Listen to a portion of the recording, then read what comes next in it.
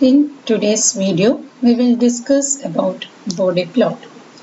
So we know that the frequency response of a system is defined as the steady state response of the system to a sinusoidal input signal. So if the input signal is sinusoidal, the output is also a sinusoidal signal of same frequency as that of the input, but their magnitude and phase will differ from those of the input signal, and the amount of difference is a function of the input frequency.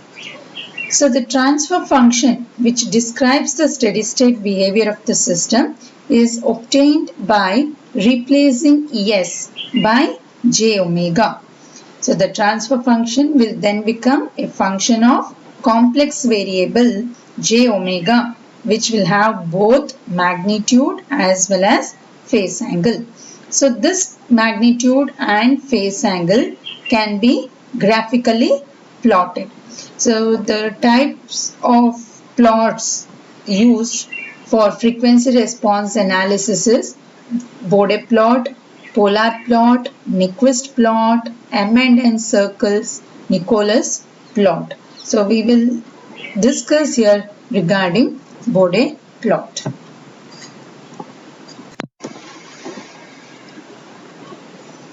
So this Bode plot is a graphical method to determine the frequency response of a circuit. So it is named based on the work done by H.W. Bode. So it consists of two separate plots. So first one is magnitude plot and the other one is phase plot. So what this magnitude plot gives us? So the magnitude plot gives us the variation of the amplitude of g of j omega with respect to frequency. Similarly, phase plot gives us the variation of phase angle of g of j omega with respect to the frequency. So these Bode plots are made in semilog graph paper for obtaining greater accuracy and also to have a wide range of frequency values. So in both the amplitude and phase plots, the frequency is plotted on the horizontal log scale. Frequency is plotted on the horizontal log scale, whereas the amplitude and the phase angle are plotted on the linear vertical scale. So either your magnitude or the phase angle will be plotted on the linear vertical scale. So a graph paper with horizontal axis in logarithmic scale and vertical axis in the linear scale, we call it as semilog paper. So the x-axis will be the logarithmic scale, whereas the y-axis will be the linear scale. So we'll see about the magnitude plot and the Bode phase angle plot. So for that, we consider the standard form of g of j omega. So we consider first the open loop transfer function in the time constant form. So this is time constant form, g of s equal to k into 1 plus s t1 into 1 plus s t2 divided by s into 1 plus s t3 into 1 plus s t4.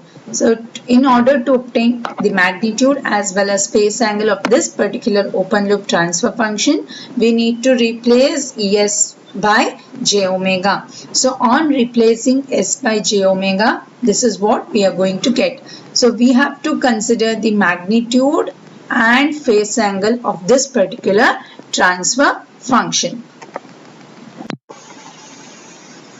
So you can observe here K becomes K at an angle 0 degree, whereas the magnitude of 1 plus j omega t1 is root of 1 plus omega square t1 square. Its angle is tan inverse of omega t1. Similarly, the magnitude of 1 plus j omega t2 is root 1 plus omega square t2 square tan inverse of omega t2. Similarly, we have to do it in the denominator. J omega magnitude is omega at an angle 90 degree, and we have square root of 1 plus omega square t3 square tan inverse omega t3 into root 1 plus omega square t4 square tan inverse of omega t4. So from this particular g of j omega, we need to consider the magnitude separately and phase angles separately. So we have here magnitude, which is separate k into root 1 plus omega square t1 square root of 1 plus omega square t2 square divided by omega into root 1 plus omega square t3 square root of 1 plus omega square t4 square and so on. So this particular magnitude is usually taken in decibels. So if we want to obtain g of j omega magnitude in decibels, we have to multiply it by 20 and consider logarithm to the base 10. So in decibels, g of j omega in decibels is equal to 20 log to the base 10 into magnitude of g of j omega.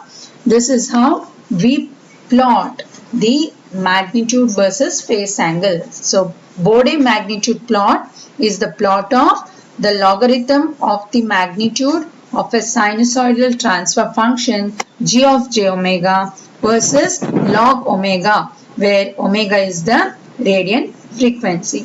So the standard representation will be in decibels.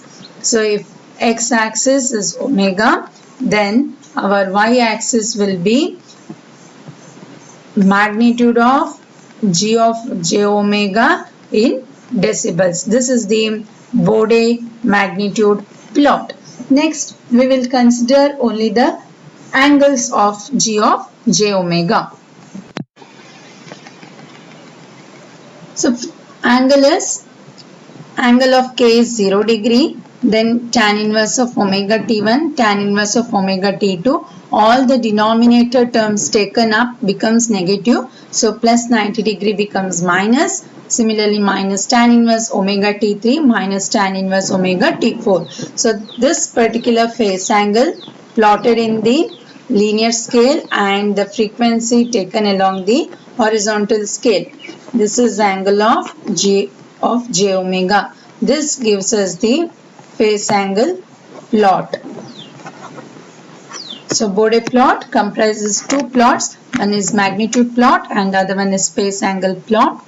Magnitude plot is usually plotted in decibels, whereas the phase angle, we consider the phase angle versus the frequency.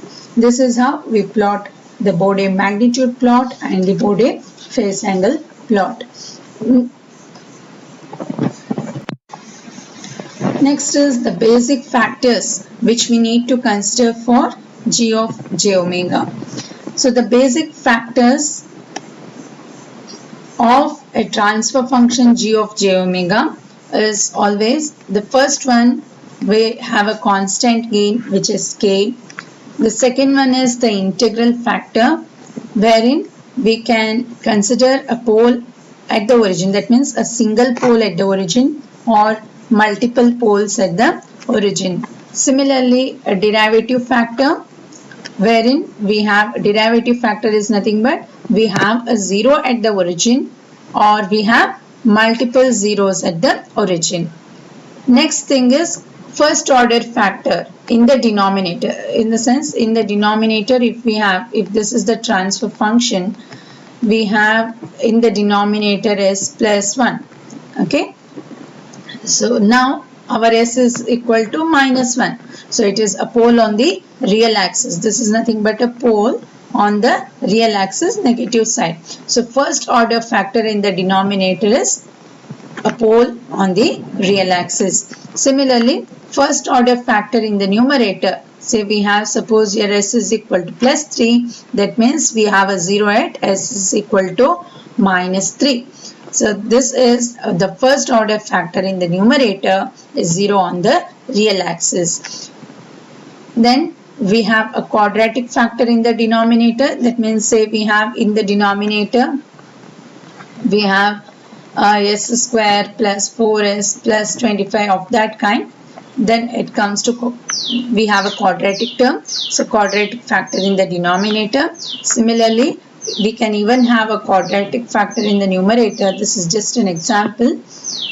So if we have a quadratic factor in the numerator, so what are we going to consider for the magnitude plot and the phase angle plot? So these basic factors 1 to 7 will be discussed in detail in the coming video.